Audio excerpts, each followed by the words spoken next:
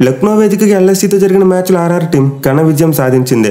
ఈ సీజన్లో మరోసారి తమ డామినెన్స్ కొనసాగిస్తూ లక్నో టీం మీద చాలా కంఫర్టబుల్గా 7 వికెట్ల తేడాతో మ్యాచ్ గెలిచారు. సో ఈ మ్యాచ్లో విజయం అయితే ఆల్మోస్ట్ ఆర్ఆర్ టీంకి ప్లే ఆఫ్ బెర్త్ను కన్ఫర్మ్ చేసినట్టే.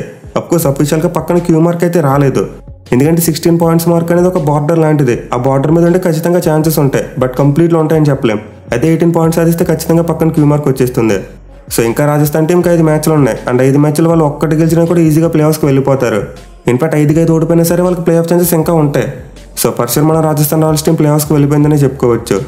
అయితే లక్నో టీం విషయానికి వస్తే వాళ్ళు ఈ సీజన్లో 4వ పరాజయాన్ని నమోదు చేశారు. మెయిన్లీ మ్యాచ్లో వాళ్ళు ఓడిపోవడం వల్ల కింద టీమ్స్కు గేట్ ఓపెన్ చేసినట్టు అయింది. సిఎస్కే, ఢిల్లీ క్యాపిటల్స్ మరియు గుజరాత్ టైటన్స్ లాంటి టీమ్స్కు గేట్ ఓపెన్ చేసినట్టు అయింది. అదే మ్యాచ్లో లక్నో టీం గెలిచింటే వాళ్ళు 2వ స్పాట్కి వెళ్ళిపోయి ఉండేవారు. దీంతో కింద టీమ్స్కి కాస్త కష్టం అయ్యేది. బట్ ఇప్పుడు మిగతా టీమ్స్కి లక్నో టీంను ఓవర్టేక్ చేయడం కాస్త ఈజీనే. మెయిన్ రోజు సిఎస్కే వాళ్ళు ఎస్ఆర్హెచ్ నుండి 3వ స్థానానికి వెళ్ళిపోయే ఛాన్స్ కూడా ఉంటుంది. సో ఈ మ్యాచ్లో లక్నో ఓటమి అనేది డీసీ, చెన్నై మరియు గుజరాత్ ఈ 3 టీంలకు బాగా కలిసి వస్తుంది. ఇన్ఫాక్ట్ ఎస్ఆర్హెచ్ మరియు కోల్కతా టీంలు కూడా హ్యాపీగానే ఫీల్ అవుతాయి, ఎందుకంటే లక్నో టీం ఓటమి వల్ల టాప్ రేస్ నుండి కాస్త వెనక్కి వచ్చింది. ఈవెన్ ప్లే ఆఫ్ రేస్లో కనువుపుడితో కట్టుకుంటున్న పీబీకేఎస్ మరియు ముంబై టీంలకు కూడా ఈ లాస్ అనేది బాగా కలిసి వస్తుంది. సో పర్సూర్ ఆర్ఆర్ కింద ఉన్న టీమ్స్ అని కూడా నెక్స్ట్ అన్ని మ్యాచెస్లో ఆర్ఆర్ గెలవాలని కోరుకుంటారు, ఎందుకంటే వాళ్ళు గెలిచే కొద్ది అట్టడుగు స్థానాల్లో ఉన్న టీమ్స్కు ప్లే ఆఫ్ ఛాన్సెస్ పెరుగుతాయి. ఎనిమిది మ్యాచ్ విషయానికి వస్తే ఆర్ఆర్ టీం ఒక మంచి కలెక్టివ్ పెర్ఫార్మెన్స్ ఇచ్చిందని చెప్పుకోవచ్చు. వాళ్ళ బౌలర్స్ డెత్ ఓవర్స్లో అద్భుతంగా బౌలింగ్ చేసి లక్నో టీంని కట్టడి చేశారు. అండ్ దాని బ్యాటింగ్లో చూసుకుంటే సంజు శాంసన్ మరియు ధ్రువ్ జురెల్ మధ్య ఒక భారీ పార్ట్నర్షిప్ వచ్చి ఈజీగా మ్యాచ్ని గెలిపించారు. ఎస్పెషల్లీ మ్యాచ్లో Sanju Samson next level batting చేశాడు. సో ఈ మ్యాచ్లో అయితే రాజస్థాన్ టీం టాస్ గెలిచి ముందుగా ఫీల్డింగ్ ఎంచుకున్నారు.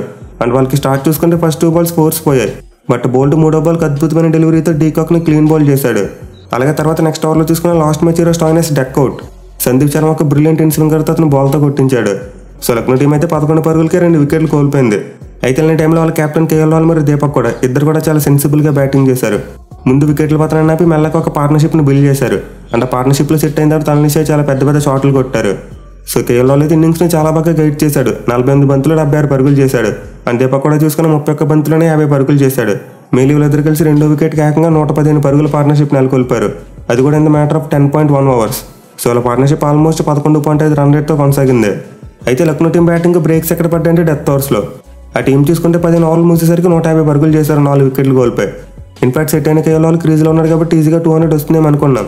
బట్ లక్నో టీం చూసుకుంటే లాస్ట్ 5 ఓవర్స్లో కొట్టింది కేవలం 46 రన్స్ మాత్రమే. మెయిన్లీ రాహుల్ చివరిలో తన ఇన్నింగ్స్ని యాక్సలరేట్ చేయలేకపోయాడు. అలాగే బదోని చూసుకున్న కృణాల్ పాండ్యా చూసుకున్నా వీళ్ళిద్దరు కూడా పవర్ హిట్టింగ్ చేయలేకపోయారు.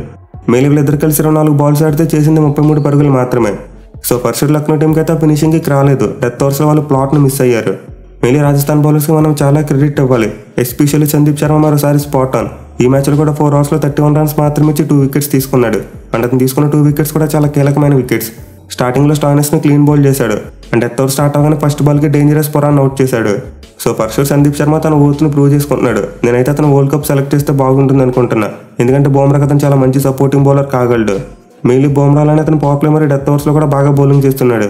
సో ఐ హోప్ సెలెక్టర్స్ అయితే సందీప్ శర్మ మీద ఒక కన్నేసే ఉంచారనుకుంటున్నా. ఇక అతనితో పాటు ఆవేష్ ఖాన్, అశ్విన్ మరియు బోల్ట్ తలో ఒక వికెట్ తీసుకున్నారు, బట్ కొంతవరకు రన్స్కి వెళ్ళారు. మెయిన్లీ మిడిల్ ఓవర్స్లో ఆర్ఆర్ బౌలర్స్ ఎక్కువ రన్స్ ఇచ్చేశారు. చాలా అయితే వికెట్ తీయకుండా 41 పరుగులు ఇచ్చాడు. బట్ ఓవర్స్ ఎండ్ వచ్చేసరికి మాత్రం ఆర్ఆర్ బౌలర్స్ బాగా కోలుకొని అందరూ కూడా కట్టుదిట్టంగా బౌలింగ్ చేశారు. దీనివల్ల లక్నో టీమ్ స్కోర్ 196 దగ్గర ఆగిపోయింది. ఇక చేజింగ్ విషయానికి వస్తే ఆర్ఆర్ టీంకి చాలా మంచి స్టార్ట్ వచ్చింది. వాళ్ళు పవర్ ప్లేలోనే 60 రన్స్ కొట్టేశారు. మెయిన్లీ జాస్ బట్లర్ చాలా అగ్రెసివ్ ఇన్నింగ్స్ ఆడాడు. 18 బంతుల్లోనే 34 పరుగులు చేశాడు. అండ్ జైస్వాల్ చూసుకున్న స్టార్టింగ్లో గట్టిగానే స్టార్ట్ చేశారు, కానీ ఆ తర్వాత కాస్త స్లో అయ్యాడు. 18 బంతులు 24 పరుగులు మాత్రమే చేయగలిగాడు. బట్ ఎనివే వాళ్ళిద్దరైతే చేజికి తగ్గట్టు ఒక మంచి ఓపెనింగ్ పార్ట్నర్షిప్ని అందించారు. కానీ శాటింగ్ ఏంటంటే క్రీజ్లో సెట్ అయిన ఇద్దరు బ్యాట్స్మెన్ 3 బంతుల వ్యవధిలో అవుట్ అయిపోయారు. అలాగే తర్వాత రెయిన్ పరాగ్ చూసుకున్న ఒక 6 కొట్టినప్పటికీ నెక్స్ట్ బాల్కి అమిత్ మిశ్రా బౌలింగ్లో అవుట్ అయిపోయాడు. సో ఆర్ఆర్ టీం 8.4 ఓవర్స్లో 78 పరుగులు మాత్రమే చేసి 3 వికెట్లు కోల్పోయింది. అంటే పాయింట్ ఆఫ్ టైంలో చూసుకుంటే లక్నో వాళ్ళు కాస్త ఫేవరెట్స్గా కనిపించారు. మెయిన్లీ టైంలో ఇంకో 2 వికెట్లు తీస్తే వాళ్ళు మ్యాచ్ని గెలిచుండేవారు కూడా. బట్ లక్నో టీంకి ఆ ఛాన్స్ శాంసన్ మరియు జురెల్ ఇవ్వలేదు. వీళ్ళిద్దరు కలిసి 4వ వికెట్ కజాయంగా 62 బంతుల్లోనే 121 పరుగుల పార్ట్నర్షిప్ నెలకొల్పారు. మెయిన్లీ మ్యాచ్లో చూసుకుంటే సంజు శాంసన్ బ్యాటింగ్ వేరే లెవెల్. మనం ప్రివ్యూ వీడియోలో చెప్పుకున్నాం సంజు శాంసన్ తన హోమ్ గ్రౌండ్లో ఎక్కువ రన్స్ కొట్టాడు ఈ సీజన్లో, బట్ బయట ఎక్కువ కొడతలేదని చెప్పి. కానీ మ్యాచ్లో చూసుకుంటే దానికి గట్టిగా బదులు ఇచ్చాడు. ఎకనాలంటే ఒక పెద్ద గ్రౌండ్లో కేవలం 33 బంతుల్లోనే 71 పరుగులు చేశాడు. సో అతని ఇన్నింగ్స్ అయితే చాలా క్యాలిక్యులేటివ్గా నడిచింది. ఎప్పుడు రిస్క్ తీసుకోవాలి, ఏ బాల్ను టార్గెట్ చేయాలి, ఏ టైంలో బౌండరీస్ కొట్టాలి, ఇవన్నీ చాలా పక్కాగా చేశాడు. మెయిన్లీ చేజింగ్లో 3 వికెట్లు పడిపోయిన తర్వాత అతను తీసుకున్న రెస్పాన్సిబిలిటీ అయితే నిజంగా చాలా ఇంప్రెసివ్. అసలు ఒక కెప్టెన్ తన టీంని ఎలా ముందుండి నడిపించాలో బ్యాటింగ్లో అలానే నడిపించాడు. సో శాంసన్ ఆడిన ఇన్నింగ్స్లో అయితే 7 4లు మరియు 4 సిక్సర్లు ఉన్నాయి. మెయిన్లీ గ్రౌండ్లో చూసుకుంటే లక్నో టీం అంతా కలిసి 2 సిక్స్లు కొట్టారు, బట్ శాంసన్ ఒక్కడే 4 సిక్స్లు కొట్టాడు. సో తక్కువ రిస్క్ తీసుకుంటూనే 215 స్ట్రైక్ రేట్తో బ్యాటింగ్ చేయడం అంటే మామూలు విషయం కాదు. మేరీ 2 ఓవర్స్ ఎండ్ వచ్చేసరికి అతను గేమ్ని చాలా డామినేట్ చేశాడు. డెత్ ఓవర్స్ అసలు ఎక్కడ కూడా ప్రెజర్ పెరిగినకుండా గేమ్ని బాగా ఫినిష్ చేశాడు. ఇన్ఫాక్ట్ అతని ఫినిషింగ్ చూస్తే నాకైతే విరాట్ కోహ్లీ చేసింగ్ గుర్తొచ్చింది. So first Sanju Samson T20 world cup కోసం ఖచ్చితంగా సెలెక్ట్ చేయాలి. ఇన్ఫాక్ట్ ఇప్పుడు ఆరెంజ్ క్యాప్ రేస్లో అతను సెకండ్ ప్లేస్కి వచ్చేసాడు. మేలీ సీజన్లో అతని స్ట్రైక్ రేట్ 160+ ఉంది. అలాగే అందరికన్నా ఎక్కువగా 9 మ్యాచ్లో 4 50s కొట్టాడు. సో ఈ లెవెల్ కన్సిస్టెన్సీ అయితే ప్రీవియస్గా సంజు శాంసన్ నుంచి మనం ఎప్పుడు చూడలేదు. ఐపీఎల్ ఒకటి 2 ఇన్నింగ్స్లు గట్టిగా ఆడేవాడు, బట్ ఆ తర్వాత ఫెయిల్ అయిపోయాడు. కానీ సీజన్లో చూసుకుంటే మాత్రం పట్టువదలని ఎక్కర మార్కులు ఆడుతున్నాడు. నేనైతే ప్రజెంట్ అతను ఫార్మర్ ఎక్స్పీరియన్స్ బట్టి చూసుకుంటే ఫ్రంట్ లైన్ వికెట్ కీపర్గా సెలెక్ట్ చేస్తా. In fact England magic player Kevin Pietersen కూడా అదే చెప్పాడు. నేను టీమిండియా సెలెక్టర్ అయితే స్క్వాడ్లోకి ఫస్ట్ సెలెక్ట్ చేయబోయే సంజు శాంసన్ అని చెప్పుకొచ్చాడు. సో సంజు అయితే ఎప్పుడు లేని విధంగా ఈ సీజన్లో చాలా ఎష్యూరెన్స్తో బ్యాటింగ్ చేస్తున్నాడు. అండ్ హోప్ ఈసారి అతను ఖచ్చితంగా వరల్డ్ కప్లో ఆపర్చునిటీ దొరుకుతుంది అనుకుంటున్నా. ఇక అతనితో పాటు ధ్రువ్ జురేల్ కూడా చాలా మంచి సెన్సిబుల్ బ్యాటింగ్ చేశాడు. మేలీ సంజు శాంసన్కు గట్టిగా సపోర్ట్ ఇచ్చాడు. సో ఈ సీజన్లో చూసుకుంటే ధ్రువ్ జురేల్ పెద్దగా పెర్ఫామ్ చేయలేదు. చిన్న క్యామ్ ఇన్నింగ్స్లు తప్పిస్తే తన రేంజ్ బ్యాటింగ్ చేయలేదు. బట్ ఈ మ్యాచ్లో చూసుకుంటే ఒక డిఫరెంట్ రోల్ తీసుకున్నాడు. సంజుకి సపోర్ట్ చేస్తే 34 బంతులు 52 పరుగులు చేశాడు.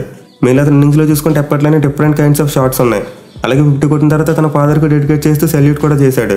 సో ఈ సీజన్లో వికెట్ కీపర్స్ అందరూ కూడా చాలా బాగా పెర్ఫామ్ చేస్తున్నారు.